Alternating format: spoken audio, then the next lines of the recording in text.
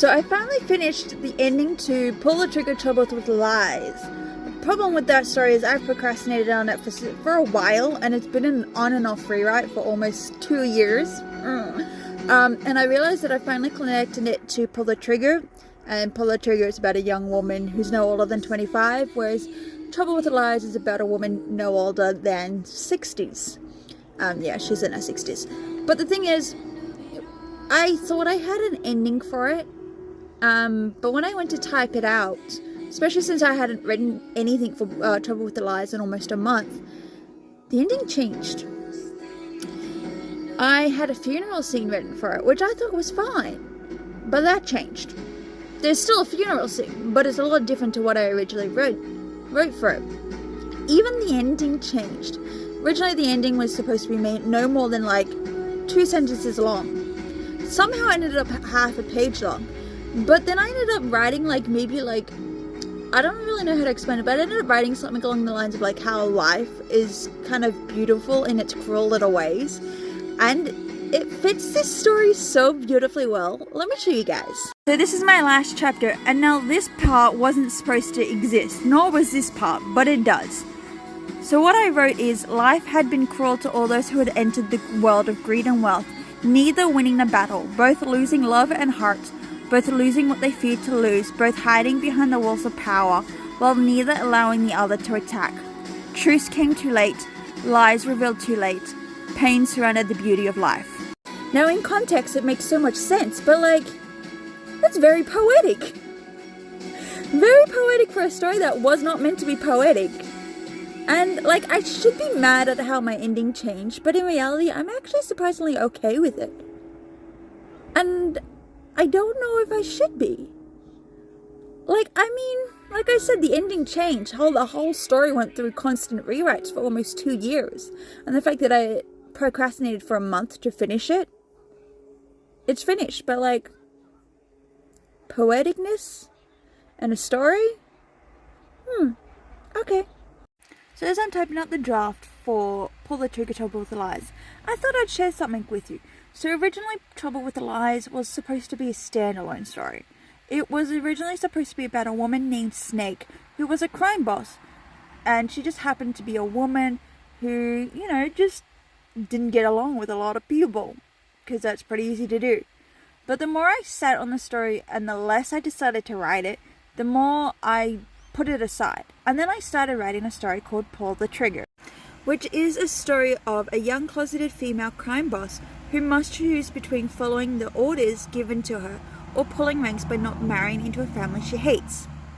Which is a fun little story, and I love it. I love this story. It's one of my favorites. But then the more that I started writing it, the more I wanted to get to know the antagonist.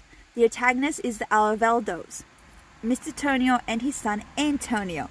And I wanted to get to know why Mr. Tonio was the way he is. I wanted to know why Antonio was such a crybaby. He's the head of the family's son.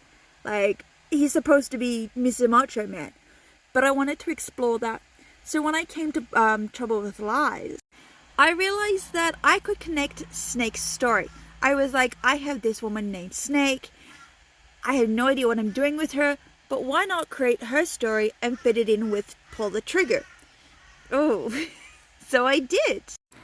So, Trouble with the Lies is the story of an ex-wife of a crime boss who is forced with 2 secrets. With the pressure from her ex, she may have the chance to reveal it before it's all too late. And this is where I got really fun, because I was like, I can explore the Alaveldos and I can explore Snake. But the problem was, how do I connect these 2 stories? I wanted Snake's story to be standalone, and I wanted Pull the Trigger to be standalone. And when you write 2 stories that you want to be standalone, but you're using characters from a previous story, you're like, this is not going to work. And the worst part is, spoiler alert, Vera Melina, which is the woman from Pull the Trigger, and Antonio both die in the first story. So I needed to make sure it made sense. And I struggled so badly for almost a year, trying to figure out how I was going to get Snake's story to connect to Pull the Trigger. And then I figured it out. In Vera's story, which is Pull the Trigger, there is a 6-month gap disappearance. Vera just disappears for 6 months in the story. And I was like, that's what I can do. I can get Antonio to fit his story in with that 6-month gap. And that's what I did. And like, they kind of segue beautifully into each other. Technically, Trouble with Lies and Pull the Trigger can be their own little stories, but it makes more sense if you read Pull the Trigger, because then you can understand who Antonio is, who Mr. Antonio is, and who really is Snake. So while I'm on a little sharing journey, I thought I'd share something else to do with Trouble with Lies. So when I was coming up with the title and how I was going to connect it to Pull the Trigger, which is its previous standalone-ish story, it kind of segues with theirs having the same antagonist. I was like, how do I connect the two? What am I going to call it? And why do I need it to be the way it is? Now, Trouble with Lies hints at two things. One, it deals with a woman called Snake who is forced to keep secrets, particularly secrets of her past, and that could affect the future of other people around her. And two, Trouble. Trouble. He is one of my favorite characters who does not get enough appearances in both stories. He is literally called Trouble. His name in both those stories is Trouble, even though his real name is Trevor. Trouble sounds so much cooler. He is not a badass. He is not a criminal. He's just the guy who knows how to keep secrets. And spoiler alert, he is Snake's son. Well, one of them anyway. So, the reason it was called Trouble with Lies was because Trouble was supposed to reveal everything in this story.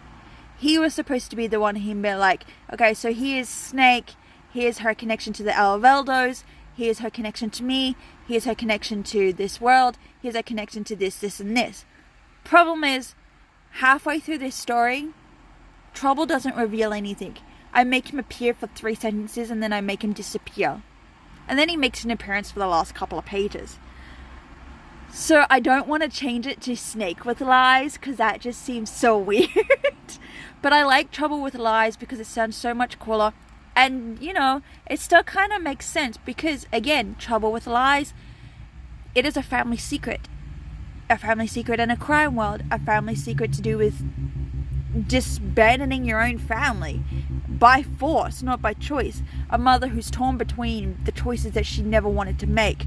A mother who's being used as neutral ground even though she really wishes she wasn't. A mother who just wishes she could have had everything she had in the beginning that wasn't shown in this book. So that's another little tidbit to do with Trouble with Lies.